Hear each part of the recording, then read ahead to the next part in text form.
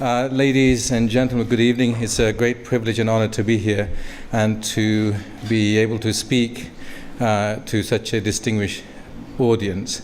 I'm grateful to the President as well as the Vice President and National Secretary for giving me the platform to say a few words. It's a pre-dinner speech and the topic is quite heavy. So I'll start with something light. And I'll share something from my time when I was a chief advisor, diversity advisor in the Cabinet Office. So at that time, the Prime Minister was Tony Blair. So I'll share something light from that era, from that period. When Tony Blair won the election, it was like, and some of you may remember, if you're as old as I am, there was like an electricity running down the country, through, people who were quite passionate, saying things are going to change, and Tony Blair is going to bring that change. When he was elected with such a huge majority, with landslide majority, he made various visits to different countries. And one of those visits involved going to France, and the French had invited the Prime Minister to do the speech in Parliament, address the French Parliament. Now, you'll know that when you're invited to give a speech to a Parliament of another country, it's a great honor. And because we have such a great relationship with France, in terms of our special relationship, our Prime Minister wanted to return the honor by giving his speech in French. So he prepared, he worked through his speech, and he was a little nervous. When he got there and he began speaking, people began applauding. And the more he spoke, the more people applauded. And the more people applauded, the more his confidence grew. And by the end of the speech, he received a standing ovation. So you can imagine his confidence was hitting the roof by that time. So after when he finished his speech, people said that there is a question and answer session with the French media, and his confidence by that time was so much that he said, "I'll do that in French as well." So one of the French press said, "Prime Minister, what do you think of our Prime Minister, Lionel Jospin?" And our Prime Minister said, "Well, I admire him, although we have different positions." Well, that's what he thought, what he said. What he actually said was, "I desire him." In different positions.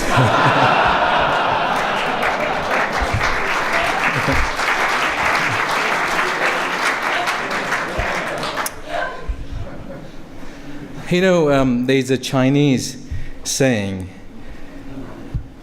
"May you live in interesting times." Now, when the Chinese wanted to curse someone, they would say that, "May you live in interesting times." And it seems like we are living in these cursed times, interesting times.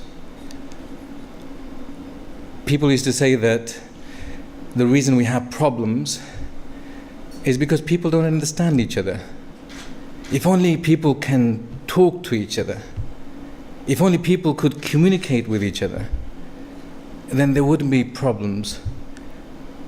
The differences would disappear, and people will have that understanding and that relationship. Well, there hasn't been a better time to communicate than the era that we live in, with the rise of internet, rise of the different methods of communicating, talking to people, and we're talking to the whole world now. We are using a whole raft of communication methods to talk to people. We talk to different cultures, people of different color, different beliefs, or people of no beliefs. And we talk to them very easily. But the problem seems to be increasing. The issues of racism or hatred doesn't seem to be decreasing.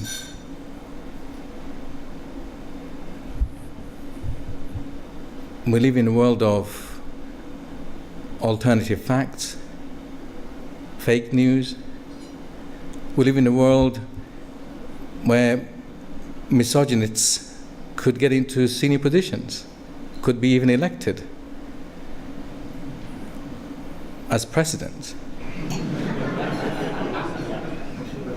We live in a world where the same communication channels being used to influence people not in the positive way, but in a way which is quite worrying, in a way which is quite depressing. And we've seen that in our own country, where during the Brexit referendum, people managed to influence people, and as a result of that, we saw attacks. We saw a Polish centre being attacked. We saw people being attacked. My own wife was told the next day that we had voted you out. What are you still doing here? My own sister, who went to holiday in Alicante, and she wears the burkini. It's like the wetsuit. And where she was staying, people had meetings not to allow her to swim in the same swimming pool because she was wearing the burkini. Where 30 towns in France have banned the burkini. It's only recently that France's Supreme Court have called that and said that it's a breach of freedom. But we live in this world. We live in the world where people on the right seem to have mainstreamed themselves. There was a world where there was a time when we wouldn't share a platform with those on the far right, but they seem to be accepted. They seem to be, their arguments seem to have mainstreamed. It's only 2 weeks ago that Trevor Kavanagh in The Sun, the headline was "The Muslim Problem." We don't bat an eyelid to see a headline, "The Muslim Problem." Racism surely is that if you blame the whole race, the whole religion for the crimes of a few, then that is racism, that you blame the whole community. We've seen, and we've been there before, the black community was called as muggers once upon a time. All of them are muggers. The Irish have gone through that. And now the new enemy is the Muslims, are the Muslim communities. You see commentators like Katie Hopkins, who says that we need the final solution when it comes to the Muslims. And that word was used for the Jews when 6 million Jews were murdered.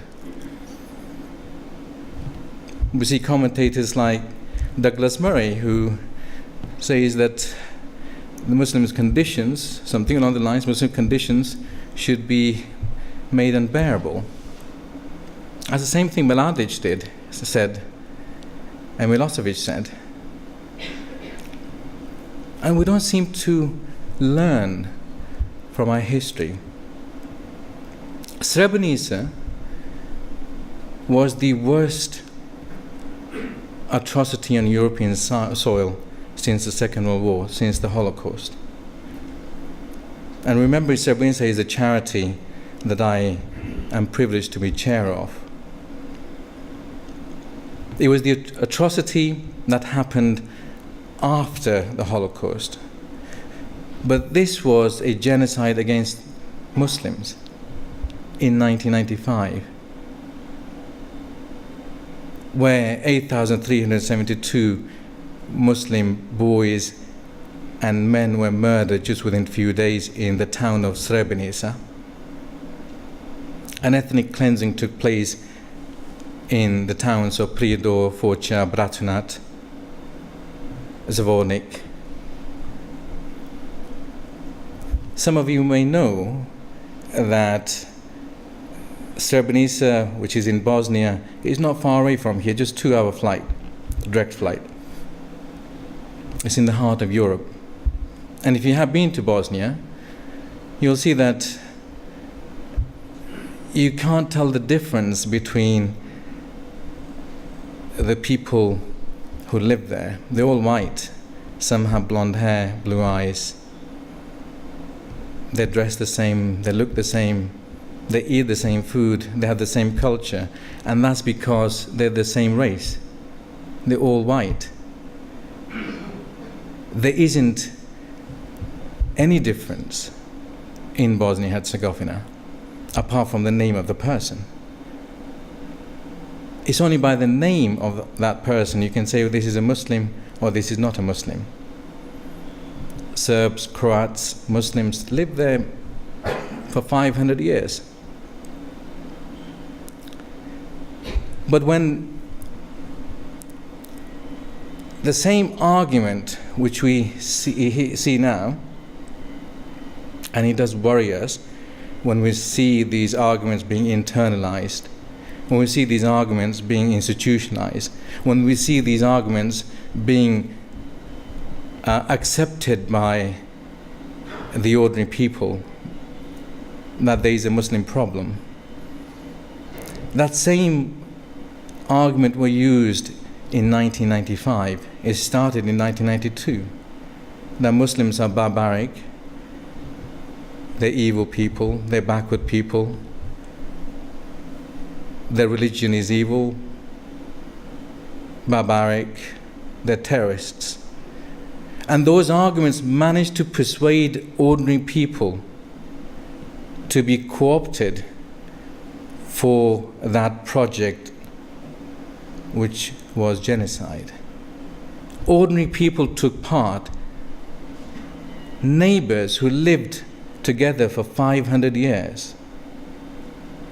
In this country, we tend to move, quite a number of us tend to move several times, perhaps depending on our situation, our predicaments in our lives, we tend to move houses. But in Bosnia-Herzegovina, where it's a traditional life, people lived in the same house for 500 years. Neighbors who attended each other's weddings and funerals, who called each other brothers and sisters, who knew each other's families for generations. That neighbors were brainwashed to murder their neighbors. That friends were brainwashed to murder their friends. That teachers were the ones who were putting their pupils in the concentration camps. Unimaginable. How is it that people can be influenced so much that people can do such evil acts? And Srebrenica is one of the worst acts that you can ever imagine. 20 to 50,000 women were raped simply because they were Muslims.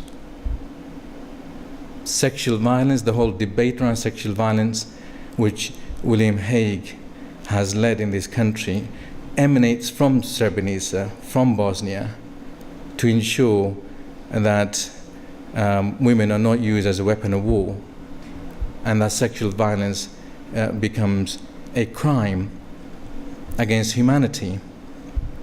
And it's only recently, in the case of Mladic, when he was prosecuted, that sexual violence was used. And Mladic's case is going to be his verdict will come out in November. His case includes sexual violence as a crime against humanity. That has come from Bosnia-Herzegovina. And we see in this country 400,000 women who are victims of sexual violence each year, 80,000 women who are raped each year, grooming isn't a Muslim problem only. It's a Christian problem, it's a Jewish problem, it's a Hindu problem, it's a Sikh problem, it's a problem if you don't have religion. It's a problem of all of us. The grooming that happened in the church,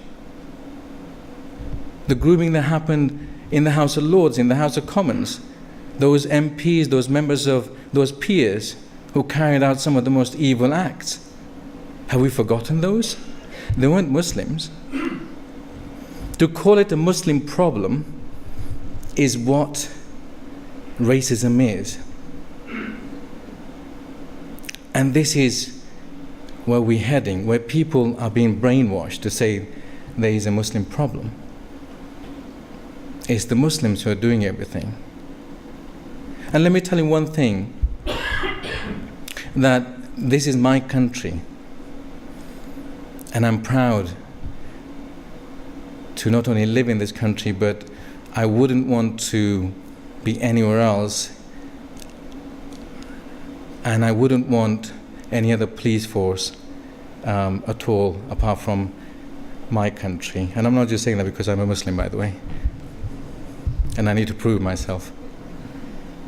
I'm saying that because as someone who's on the ISIS hit list, I'm one of the 20 people, they call it Western leaders, Muslim leaders, 20 people who ISIS wants to murder.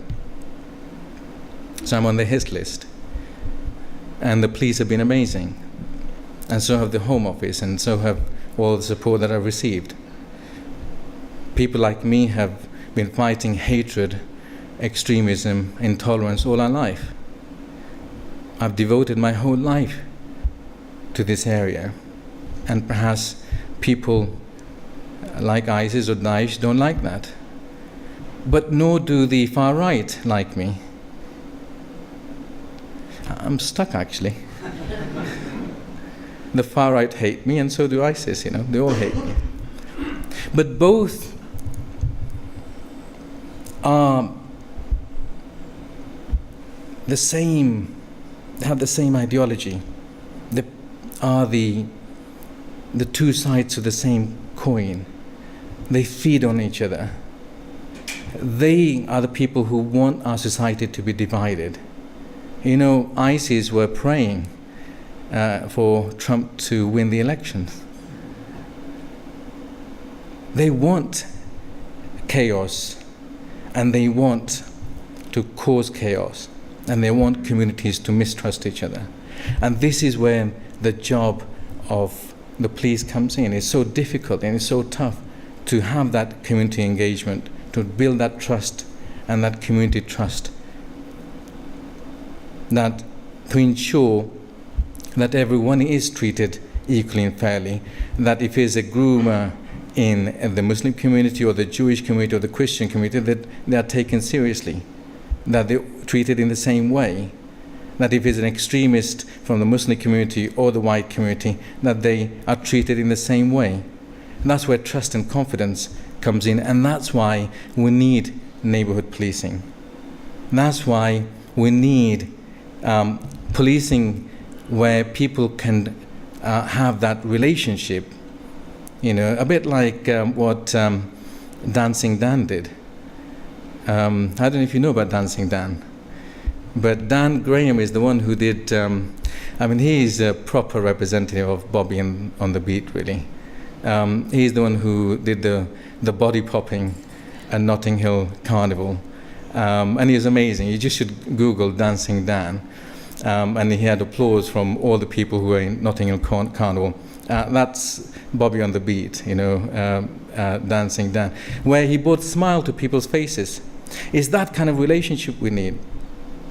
In Bosnia-Herzegovina, the leaders, the ideology they promoted was the ideology of hate. Biljana Plašić, who is the leader of Republika Srpska. Republika Srpska is the party that carried out the genocide.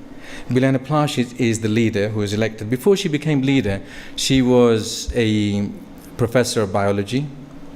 She was a Fulbright scholar, eminent person, respected. She wasn't a person who was uneducated. And she argued, and I quote, that the people who embraced Islam, her people, same race, white people, 500 years ago, the people who embraced Islam had deformed genes. And over the centuries, these genes become concentrated and gets worse and worse. And that is why we can't negotiate with the Muslims.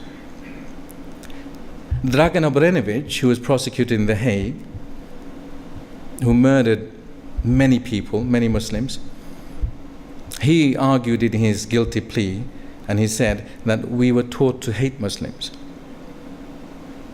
Hatred is something which is one of the biggest challenges facing us. You know, genocide doesn't happen with murder. It starts with us and them. And that is what's happening around society. We thought we had won the debate. We had got rid of the Combat 18s. We had got rid of the National Front. But it seems like they have returned even more powerfully. And therefore, our challenge is huge. That we need to ensure that we're not only treating people fairly and equally, but also to ensure that we understand people. When Muslims talk about Islamophobia, it's not just about somebody saying that your religion is bad, it's genocide. A genocide that happened recently in 1995. If you want to understand the Jewish community, you cannot understand the Jewish community or the fear that they have unless you understand that 6 million Jews were murdered just because they happened to be Jews. Wiped off. If you want to understand the Muslim community in this country, you can't understand the Muslim community or the Islamophobia, the fear that they have, unless you understand the genocide in Bosnia-Herzegovina in 1995. Because they were the same race, white people murdered white people. In this country we have this beautiful diversity where we have black people, Asian people, we dress differently, we eat different foods. We have this amazing diversity that we celebrate. If they couldn't survive the hatred, what future do I have, or my children have, or my sister has, or my wife has? That's a question that not just asked by Muslims, but also asked by other minorities who face hatred. Black Lives Matter is a fantastic initiative.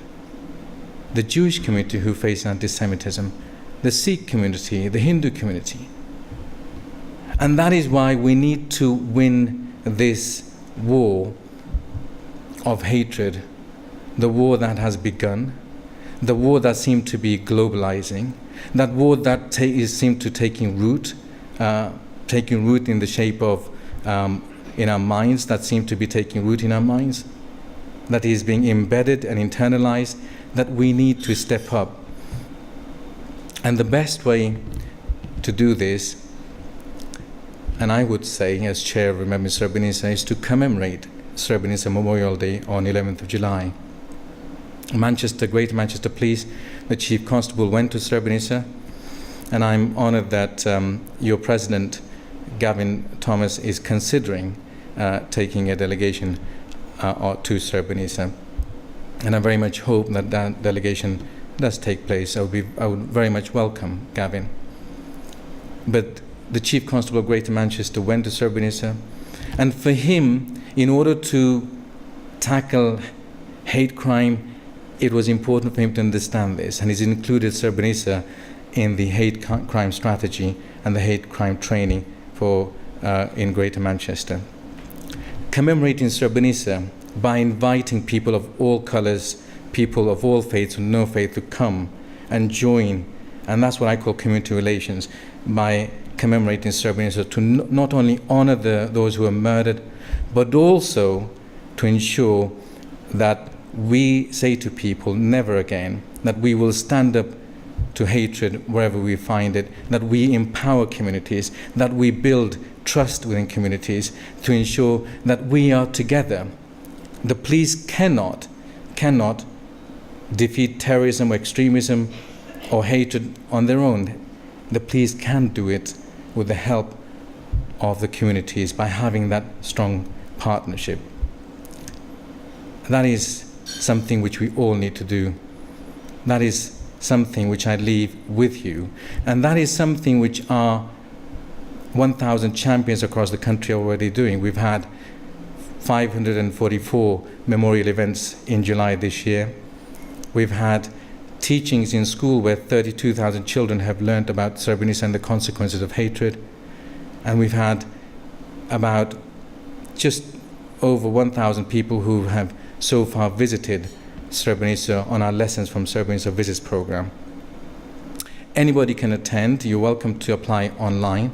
The only thing we ask in return, as the saying goes, that there's no such thing as free lunch, is that you make a pledge that when you come back, you do something to tackle hatred, intolerance, a social action project that will make a difference.